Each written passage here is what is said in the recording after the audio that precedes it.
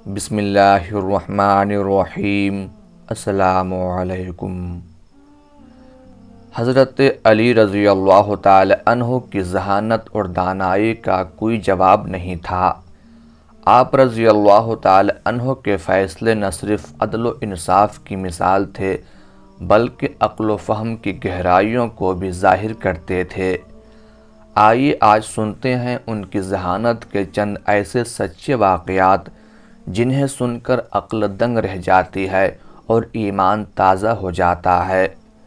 یمن کے ایک آدمی نے اپنے لڑکے کو سفر پر بھیجا تو اس کے ساتھ غلام بھی روانہ کیا۔ راستے میں کسی بات پر دونوں میں جھگڑا ہو گیا۔ کوفہ پہنچ کر غلام نے دعویٰ کر دیا کہ یہ لڑکا میرا غلام ہے اور میں اس کا آقا ہوں۔ یہ کہہ کر اس نے لڑکے کو بیچنا چاہا۔ جب یہ مقدمہ حضرت علی رضی اللہ تعالی عنہ کی خدمت میں پیش ہوا تو آپ نے اپنے خادم سے فرمایا، کمرے کی دیوار میں 2 بڑے سوراخ بناؤ اور ان دونوں سے کہو کہ اپنے اپنے سر ان سوراخوں سے باہر نکالیں۔ جب دونوں نے اپنے سر سوراخوں سے باہر نکالیں تو حضرت علی رضی اللہ تعالی عنہ نے خادم سے فرمایا، رسول اکرم صلی اللہ علیہ وآلہ وسلم کی تلوار لے آؤ۔ خادم تلوار لایا تو آپ نے خادم سے فرمایا، غلام کا سر کاٹ ڈالو۔ یہ سنتے ہی غلام نے فوراً اپنا سر پیچھے کر لیا جبکہ لڑکا اسی طرح کھڑا رہا۔ یوں آپ رضی اللہ تعالی عنہ کی حکمت عملی سے معلوم ہو گیا کہ غلام کون ہے۔ ایک مرتبہ حضرت علی رضی اللہ تعالی عنہ کے پاس ایک شخص کو چوری کے الزام میں لایا گیا۔ ساتھ گواہی دینے والے 2 لوگ بھی موجود تھے۔ حضرت علی رضی اللہ تعالی عنہ دوسرے کام کی طرف متوجہ ہو گئے۔ پھر آپ نے جھوٹے گواہوں کے بارے میں فرمایا، جب بھی میرے پاس جھوٹا گواہ آیا ہے تو میں نے اسے سخت سزا دی ہے۔ کچھ دیر بعد آپ نے ان دونوں گواہوں کو طلب کیا تو معلوم ہوا کہ وہ 2 جھوٹے گواہ پہلے ہی فرار ہو چکے ہیں، لہٰذا آپ نے ملزم کو بری کر دیا۔ 2 آدمی ہم سفر تھے، ایک کے پاس 5 روٹیاں تھیں اور دوسرے کے پاس 3۔ کھانے کا وقت آیا تو راستے میں ایک جگہ دونوں ٹھہرے اور وہ روٹیاں اکٹھی کر کے دونوں مل کر کھانے کو بیٹھے۔ اتنے میں ایک تیسرا شخص بھی آ گیا۔ انہوں نے اس سے کہا، آؤ بھائی، کھانا حاضر ہے۔ اس شخص نے یہ دعوت قبول کر لی اور وہ بھی ان کے ساتھ کھانے میں شریک ہو گیا اور تینوں نے مل کر وہ روٹیاں کھا لیں۔ کھانا کھا لینے کے بعد وہ تیسرا شخص 8 درہم ان دونوں کو دے گیا اور کہہ گیا کہ آپس میں بانٹ لینا۔ چنانچہ جب وہ دونوں ان 8 درہموں کو بانٹنے لگے تو 5 روٹیوں والے نے کہا کہ میری 5 روٹیاں تھیں اس لیے میں 5 درہم لیتا ہوں اور تیری 3 تھیں تو 3 درہم لے۔ 3 روٹیوں والا کہنے لگا، ایسا ہرگز نہ ہوگا، بلکہ یہ آدھے درہم تیرے اور آدھے میرے۔ ہم دونوں نے مل کر روٹی کھائی ہے اس لیے دونوں کا حصہ بھی برابر ہوگا۔ دونوں میں تکرار بڑھ گئی اور پھر دونوں اپنے اس جھگڑے کا فیصلہ کرانے حضرت علی رضی اللہ تعالی عنہ کی عدالت میں پہنچے۔ حضرت علی رضی اللہ تعالی عنہ نے سارا قصہ سن کر 3 روٹی والے سے فرمایا کہ تمہیں اگر 3 درہم ملتے ہیں تو 3 ہی لے لو، تمہارا فائدہ اسی میں ہے، ورنہ اگر حساب کر کے لوگے تو تمہارے حصے میں صرف 1 درہم آتا ہے۔ وہ حیران ہو کر بولا، 1 درہم؟ بھلا یہ کس طرح ہو سکتا ہے؟ مجھے یہ حساب سمجھا دیجئے تو میں 1 ہی درہم لے لوں گا۔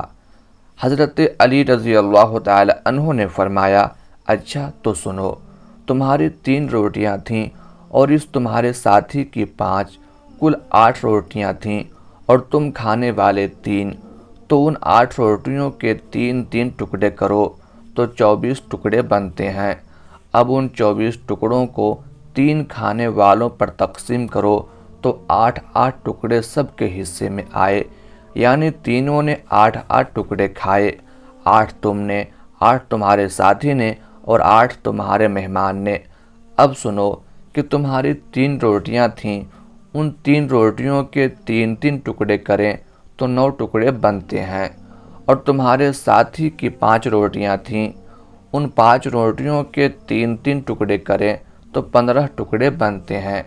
تو تم نے اپنے 9 ٹکڑوں میں سے 8 خود کھائے اور 1 ٹکڑا مہمان نے کھایا۔ اب انصاف کے مطابق تم کو 1 درہم اور تمہارے ساتھی کو 7 درہم ملیں گے۔ یہ فیصلہ سن کر وہ شخص حیران رہ گیا اور مجبوراً اسے 1 ہی درہم لینا پڑا، اور دل میں کہنے لگا کہ 3 ہی لے لیتا تو اچھا تھا۔ ایک شخص نے مرتے وقت اپنے دوست کو 10,000 درہم دیے اور وصیت کی، جب تم میرے لڑکے سے ملاقات کرو تو اس میں سے جو تم چاہو اس کو دے دینا۔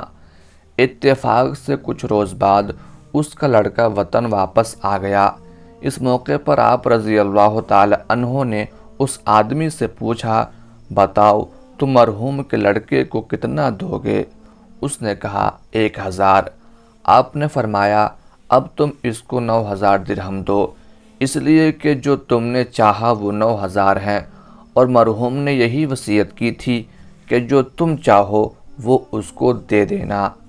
حضرت علی رضی اللہ تعالی عنہ کی ذہانت کا اندازہ اس واقعے سے لگایا جا سکتا ہے۔ ایک مرتبہ ایک ہلکی داڑھی والا شخص حضرت عمر رضی اللہ تعالی عنہ اور حضرت علی رضی اللہ تعالی عنہ کے پاس بیٹھا تھا۔ اس کی آنکھیں اندر کو دھسی ہوئی تھیں، زبان ذکر و تسبیح میں مشغول تھی۔ حضرت عمر رضی اللہ تعالی عنہ نے اس سے پوچھا، کیا آپ نے صبح کس حال میں کی؟ اس آدمی نے عجیب انداز سے جواب دیا کہ میں نے اس حال میں صبح کی کہ فتنے کو پسند کرتا ہوں، حق بات سے کراہت کرتا ہوں، بغیر وضو کے نماز پڑھتا ہوں، اور میرے لیے زمین پر وہ چیز ہے جو آسمان پر اللہ کے لیے نہیں ہے۔ یہ سن کر حضرت عمر رضی اللہ تعالی عنہ سخت طیش میں آ گئے اور اللہ کے دین کی خاطر انتقام لینے پر آمادہ ہو گئے۔ اس آدمی کو پکڑ کر سخت سزا دینے لگے تو حضرت علی رضی اللہ تعالی عنہ نے ہنستے ہوئے کہا، اے امیر المومنین، یہ شخص جو یہ کہتا ہے کہ وہ فتنے کو پسند کرتا ہے، اس سے اس کی مراد مال اور اولاد ہیں، جیسا کہ اللہ تعالیٰ کے اس فرمان میں مال اور اولاد کو فتنہ کہا گیا ہے، انما اموالکم و اولادکم فتنہ۔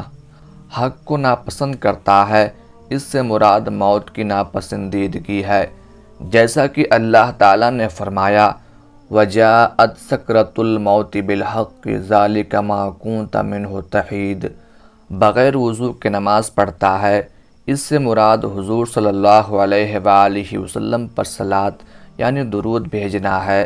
ظاہر ہے کہ صلاۃ کے لیے وضو ضروری نہیں ہے، اور اس نے جو یہ کہا کہ اس کے لیے زمین پر وہ چیز ہے جو آسمان پر اللہ کے لیے نہیں ہے، اس سے اس کی مراد بیوی بچے ہیں۔